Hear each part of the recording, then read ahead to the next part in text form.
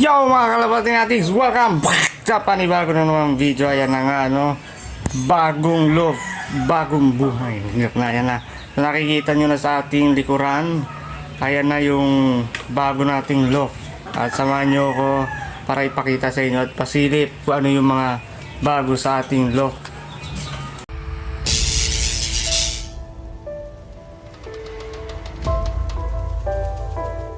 Ayan na ating grabe naman. Bagong look, no? Sa isang taon natin hindi nag-vlog, no? Kailan pa ba huli kong upload? Grabe na yun, no? Ayan, so may bago na rin po akong YouTube channel. Kalapati Natics Love po, ako po yun. Ipa-flash ko na lang sa ating screen yung ating panibagong YouTube channel. At may alaga na rin po tayo mga manok, no? Hindi lang kalapati alaga natin, may manok din, no? At meron din tayong pabo. Oo, tama, pabo. Ayan. Diba? Grabe. Takal natin hindi nag-vlog, ano? Kasi ito na po ako, mga kalapati natin. Yung Batang Fancier Love TV po. Ito na. Ayan na po si Itim, si Lahuri, at yung latest na anak nila. Yan, maganda, maganda. Tapos, marami na, ang dami na bago mga kalapati natin, ano. Pati ako nagbago. Ito, kaninong anak kaya to, no? Sa anak ni Lahuri. So, ang pinaka-latest nyo yata naabutan nun, si si Dilaw. Ito na siya. Malaki na. Sino yun? Paris niya po yun, no? So, anak din nila Lahuri. Ito na yan. Yung anak ni Lahuri Junior. Junior na yan. At ayun yung kapatid.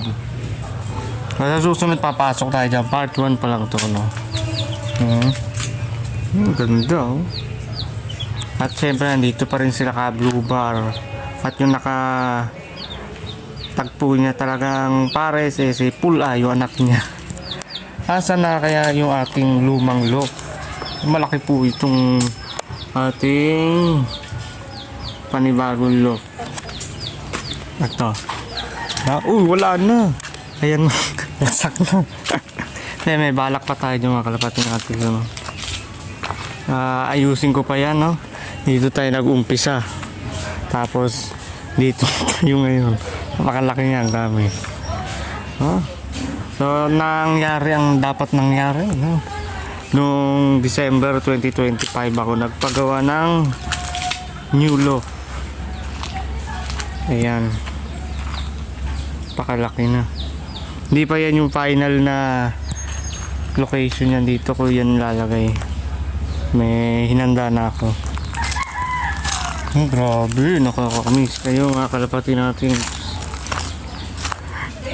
Nag-improve na ba ako mga kalapati natin? Diba? Shoutout doon sa mga solid yung subscribers dyan na nag-aantay ng ating panibagong upload. Ito na yung part 1, no? Ang muli natin pagbabalik. Grabe. Yan. So yun lang mga kalapati natin, no? Pinakita ko lang kung ano na tayo. Medyo nag-improve na. Maganda yan, no? Kasi nanakawon ako ng kalapati.